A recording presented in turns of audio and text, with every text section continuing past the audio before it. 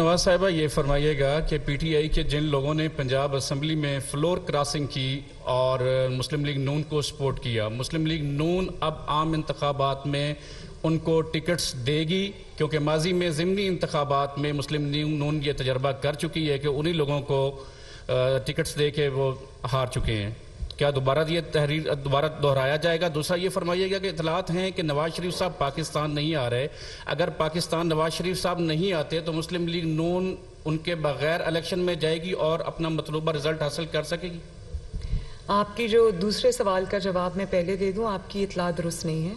नवाज शरीफ साहब बहुत जल्द पाकिस्तान आएंगे और अपनी इलेक्शन कैंपेन को वो इंशाअल्लाह ताला लीड करेंगे। जो पहला सवाल आपने किया वो ये है कि देखें, बात यह है कि काइंडली क्रॉस टॉक ना करें।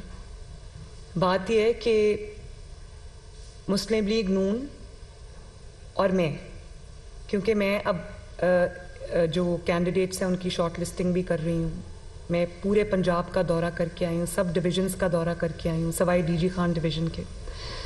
तो मैंने बहुत मेहनत की है इसके ऊपर।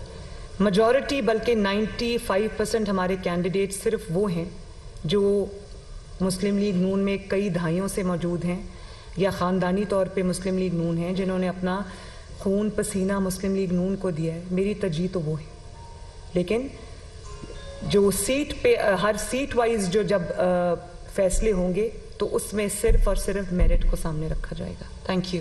एक मिनट जी, एक मिनट, आप सवाल करें। माइक ये बताइएगा कि आपने कहा कि इमरान खान ने, यानी उन्होंने, एक शख्स ने जो है वो कानून को पांव के नीचे रखा हुआ है और रियासत तमाशा देखती रही, यानी कि आप इसमें जो रियासत से शिकवा कर रही हैं, ये रियासत से मुराद क्या है? इस्टेब्लिशमेंट है? और अगर इस्टेब्लिशमेंट है तो क्या आप इस शिकवे के तहत उनको इन्वॉल्वमेंट की दावत नहीं दे रही?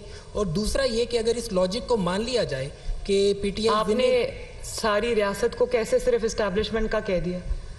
जब मैं रियासत की बात करती हूँ तो मैं हुकूमतों की बात करती हूँ, साथ मैं अदलिया की भी बात करती हूँ, मैं सब की बात करती हूँ जो स्टेक होल्डर्स है, डिसीजन मेकर्स हैं।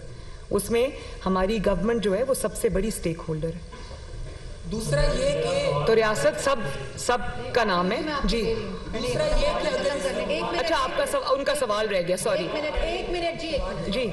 दूसरा मेरा यह है कि अगर इस लॉजिक को तस्लीम कर लिया जाए कि जी पीटीआई अपनी ही जीती हुई सीटों पर जीती है ज़िमनी इंतखाबात में, अगर इस दलील को मान लिया जाए तो वो 2018 में 100 से ज़ायद सीटों पर जीती थी, तो आइंदा इलेक्शन में अगर अपनी ही सीटों पर वो दोबारा जीत जाती है तो अक्सरियत में तो फिर पीटीआई आ जाती है। तो इस दलील को हम इसी तरह मान लें? बात यह है कि 2018 में उनको जिताया गया था, वो जीते नहीं थे, और बहुत सारी सीट्स ऐसी हैं जहां पर जोड़ तोड़ हुई पूरी आपके सामने, पूरी दुनिया के सामने। मुस्लिम लीग नून के, आपको याद है वो जो कह रहे थे महकमा ज़राअत और थप्पड़ का निशान भी दिखा रहे थे, वो हमारे कैंडिडेट थे। उनको कहा गया कि टिकट वापस कर दो, उन्होंने कहा कि नहीं। उनको कहा इंडिपेंडेंट खड़े हो जाओ, उन्होंने कहा नहीं। उनको उनके इनकार पे उनको मारा गया और वो बेचारे डर गए, तो उन्होंने नाम लेने की बजाय, जनरल फैज़ का नाम लेने की बजाय उन्होंने कहा महकमा ज़राअत से लोग आए थे, उन्होंने मुझे ये कहा। तो तब से उनका नाम जनरल फैज़ का दूसरा नाम महकमा ज़राअत भी पड़ गया था।